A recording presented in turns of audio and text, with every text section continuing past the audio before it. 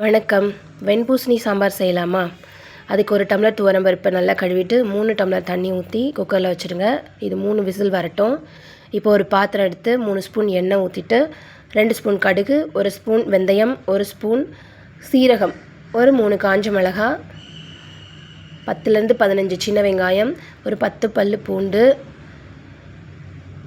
ஒரு தக்காளி இதெல்லாம் போட்டுட்டு கொஞ்சம் கருவேப்பிலை போட்டு வதக்குங்க. தேவையான அளவு கல் உப்பை போட்டுட்டு மூடி வச்சிட்டிங்கன்னா ஒரு 5 நிமிஷத்தில் அது எல்லாமே நல்லா வதங்கி வந்துடும். இந்த வெண்பூசணியை அடிக்கடி நம்ம சமையலில் சேர்த்துக்கணும். ஏன்னா இது கேன்சர் செல்ஸை அழிக்கக்கூடிய தன்மை இருக்குது. அதனால் இந்த வெண்பூசணியை அடிக்கடி சேர்த்துக்கோங்க. வெயிட் லாஸ் பண்ணுறவங்களாம் கண்டிப்பாக எடுத்துக்கோங்க. இது நீர்ச்சத்து உள்ள காய். இந்த சம்மர் டைமில் கண்டிப்பாக சேர்த்துக்கோங்க. இப்போது குட்டி குட்டியாக நறுக்குன அந்த வெண்பூசணியை போட்டுருங்க. போட்டுட்டு அதையும் நல்லா மிக்ஸ் பண்ணி விட்டுட்டு தட்டை போட்டு மூடிடுங்க. இது ஒரு 5 மினிட்ஸ் இருக்கட்டும். அந்த எண்ணெயிலே நல்லா வதங்கி வந்துடும். இப்போ இது வதங்கினதுக்கப்புறம் 1 ஸ்பூன் மிளகாய்த்தூள், 3 ஸ்பூன் தனியாத்தூள் சேர்த்துக்கோங்க. இப்படி தனித்தனியாக வச்சிடலன்னா ஒரு 3 ஸ்பூன் குழம்பு மிளகாய்த்தூளே டைரெக்டாக சேர்த்துருங்க.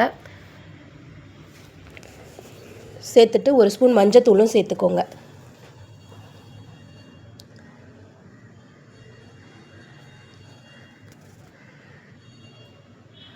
இதை குழந்தைங்களுக்கு கண்டிப்பாக செஞ்சு கொடுங்க. சாப்பிட மாட்டேன்னு தான் சொல்லுவாங்க. எதையாவது சொல்லி சாப்பிட வைங்க. எங்கள் வீட்டு குழந்தைங்களுக்கு இதை பெங்களூர் உருளைக்கிழங்குன்னு சொல்லி சாப்பிட வச்சுருக்கேன். அவங்களும் சாப்பிட்றாங்க. அதே மாதிரி நீங்களும் ட்ரை பண்ணி பாருங்கள். இப்போது தேவையான அளவு தண்ணி ஊற்றிடுங்க. தண்ணி ஊற்றிட்டு மூடி வச்சுருங்க. இது நல்லா கொதிக்கணும். கொதித்து அந்த காய் கொஞ்சம் வேகணும். இப்போ நல்லா காய் வெந்துட்டுருக்கோம். இந்த கத்தி வச்சு ஏன் குத்தி பார்த்தோன்னா வெந்துருச்சான்னு பார்க்குறதுக்கு தான். கத்தி ஸ்மூத்தாக உள்ளே போச்சுன்னா வெந்துருச்சுன்னு அர்த்தம்.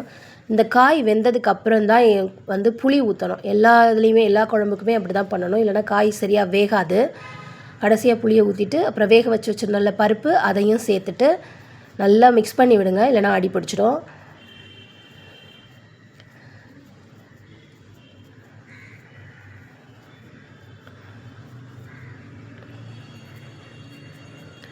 இப்போ இந்த குழம்பு நல்லா கொதித்ததுக்கப்புறம் பருப்பை ஊற்றிட்டு நல்லா கொதி வந்துடும். ஒரு கொதி 2 கொதி வந்ததுக்கப்புறம் 2 ஸ்பூன் பெருங்காயத்தூள் போட்டுட்டு அடுப்பை ஆஃப் பண்ணிவிடுங்க. அவ்வளோதாங்க, சூப்பரான சாம்பார் ரெடி. இது இட்லி, தோசை, சாதம் எல்லாத்துக்குமே ஒரு நல்ல காம்பினேஷன். கண்டிப்பாக இந்த சம்மர் டைமில் அடிக்கடி செய்யுங்க.